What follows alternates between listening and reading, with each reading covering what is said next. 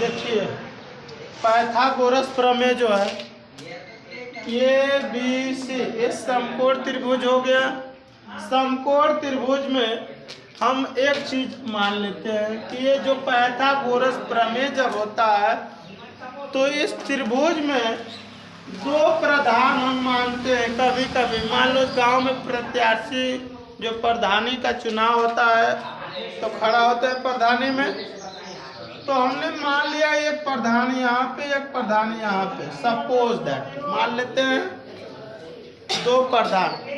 आज दो प्रधान में से तो एक ही प्रधान न जीतेगा विजयी होगा, दो प्रधान में से एक ही प्रधान में विजयी होगा। तो चाहे ये हो सकता है चाहे ये हो सकता है। आदमी सब लोग आदमी रहते हैं, उनका नाम रहता है मोनू सोनू चाहे संदीप मंदीप जो भी रहता है, ठीक है।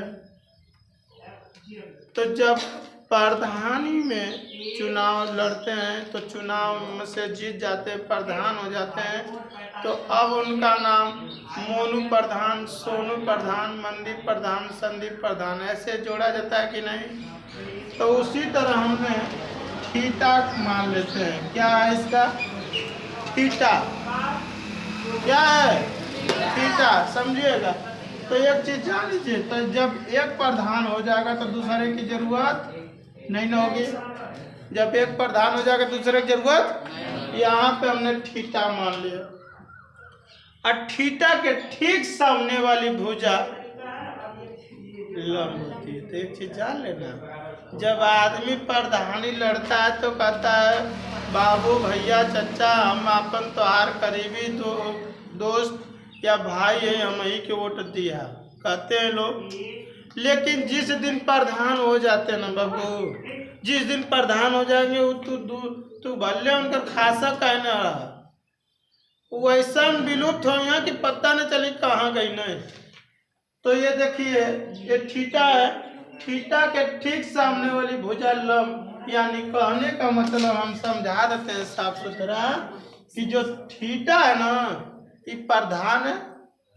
तो हर प्रधान को कुछ है प्रधान मान लो, कुछ ऐसे प्रधान होते हैं कि अपना काम करवाते हैं लेकिन बाकी सब दूर भागते हैं। यानी थीटा है प्रधान है, प्रधान के ठीक सामने वाला व्यक्ति जो होता है, ठीक पजरे यानी सामने वाला व्यक्ति जो लौटता है उसके लिए लंब लौटता है। लंबा दूरी सोचेगा कि बहुत दूरी पर है वो आदमी, उससे कोई मतलब न रखो, बहुत दूरी है उससे मत भेंट उठ करो, कहता है ना लंब हो गया, लंबा हो गया, दूरी चला गया। तो थीटा के ठीक सामने वाली भुजा ही हमारी लंब होती है। क्या होती है? लंब होती है। अब फिर यहाँ पे जो बेस होता है ये आधार होता है, और ये क्या होता है? कर्ण होता है। क्लियर हो गया? या मैं बता दे रहा हूँ एक चीज और ध्यान दीजिए, ये हमारे पास बगल में देखो खम्मा है। क्या है ये? ये रोड है बाबू, ये रोड है, रोड के आगे एक खम्मा है। एक खम्मा कैसा रहता है? लंबा होता है, लंबा लंब। खम्मा कैसा होता है? लंब, यानी जिस पे खड़ा रहता है, किस पे? रोड पे आधार है, ये आधार ही होगा जिस पे खड़ा होगा। कुछ आधार चाहिए ना खम्मा को खड़ा होने के लिए। और खम्मा में से एक बढ़िया छरकी बांध के रोड पे गाड़ दी जाती है, कर्ण हो जाता है। क्या होता है? कर्ण होता है। लेकिन जब प्रधानी हुई यानी चुनाव हुई तो इनका लंब और आधार बदल दिए जाते हैं। जैसे यहाँ पे मैंने यहाँ पे थीटा माना था ना, तब इसको इसके लिए ये लंब हो गया, ये कर्ण हो गया, ये आधार हो गया। ठीक है, कर्ण कभी बदलता नहीं। एक चीज जानिए, कर्ण कभी नहीं बदलता। अब यहाँ पे मान लो PQR नाम रख दिए, यहाँ पे इसको थीटा बनाए थे लेकिन यहाँ पे इस बार थीटा न बनाएंगे, यहाँ पर थीटा बनाएंगे। यहाँ पे प्रधानी लड़ा दिए यानी थीटा हो गया। अब थीटा के ठीक सामने ले भुजा क्या हो जाएगी? क्या हो जाएगी? लंब हो जाएगी। क्या हो जाएगी? लंब। तो ये बेस वाला आधार का काम खत्म हो जाएगा कि नहीं? बोलिए। जब थीटा के ठीक सामने भुजा लंब होती है तो आधार नहीं रह गया ना, नहीं रहा। ये थीटा के ठीक सामने भुजा हमारे पास अब लंब हो जाएगी। क्या हो जाएगी? लंब। आज जो लंब है यानी थीटा के ठीक सामने पजरे जो सटा है वो आधार हो जाता है, आधार हो जाता है। एक कर्ण अपने जगह पे। बोलिए क्लियर है? हमने बताया ये थीटा के ठीक सामने भुजा लंब है, ये आधार हो गया। अब यहाँ पे थीटा न बना के ये प्रधानी तो जीत चुका।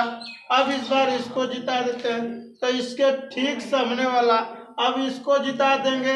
देखो इसको जिताए थे तो इसके सामने वाला जो आदमी उसके लिए लंबा दूरी चला गया, दूर हो गया, उससे दूरी हो गया यानी लंब हो गया।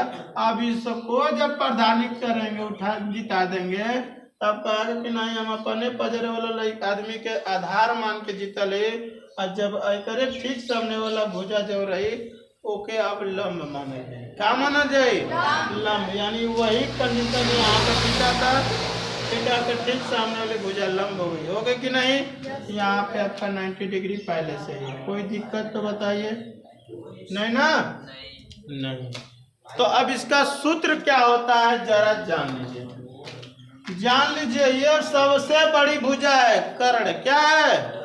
सबसे बड़ी भुजा है। तो सूत्र होता है, सूत्र जो होता है कर्ण का वर्ग, कर्ण का बना वर्ग, कर्ण पर का बना वर्ग शेष दो भुजाओं पर बने वर्ग के योग के बराबर होता है। शेष दो भुजा क्या हो गया? लंब हो गया। लंब का स्क्वायर यानी लंब का वर्ग प्लस आधार का वर्ग, आधार के वर्ग के योग के कौन बराबर होता है? कर्ण बराबर होता है। यानी कर्ण स्क्वायर बराबर लंब का स्क्वायर प्लस आधार का स्क्वायर होता है। क्लियर हो गया? आप चाहे तो यहीं से लंब भी निकाल सकते हैं, आधार भी निकाल सकते हैं। अगर हमको लंब निकालना हो, सवाल में लंब का स्क्वायर निकालना हो, एक चीज और जान लीजिए पहले, हमको कर्ण स्क्वायर बराबर है, किसके बराबर है? कर्ण स्क्वायर बराबर। लेकिन कहेगा कि नहीं कर्ण स्क्वायर बराबर नहीं, हमको बस केवल कर्ण बराबर बताइए। किसके बराबर? तो केवल कर्ण बराबर निकालना हो तो ये स्क्वायर जो है इधर आके रूट लगा देगा भैया। बोलिए ऐसे रूट लगाएगा और रूट के अंदर हो जाएगा लंब का स्क्वायर प्लस आधार का स्क्वायर कर सकते हैं। क्लियर है? आधार यहाँ से कर्ण निकल जाएगा, कर्ण निकालना रहेगा तो लंब का स्क्वायर प्लस आधार का स्क्वायर करके करनी रूट निकाल देना। क्या निकाल देना? रूट। अब यहीं से लंब निकालना हो, लंब का स्क्वायर, किसका स्क्वायर? लंब का स्क्वायर। तो लंब को यही पे रहने दो कि कर्ण में से इसको घटा दो भैया।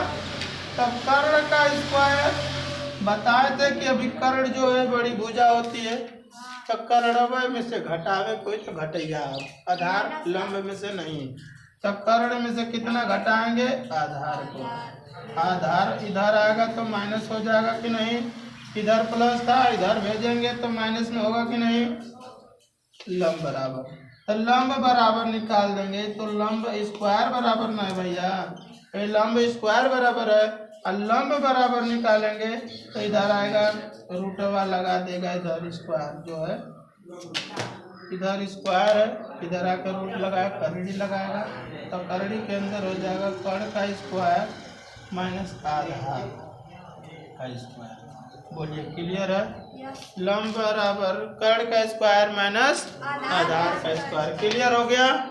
अब इसी तरह सेम अदम है, निकालना रहेगा आधार का। तो क्या करेंगे?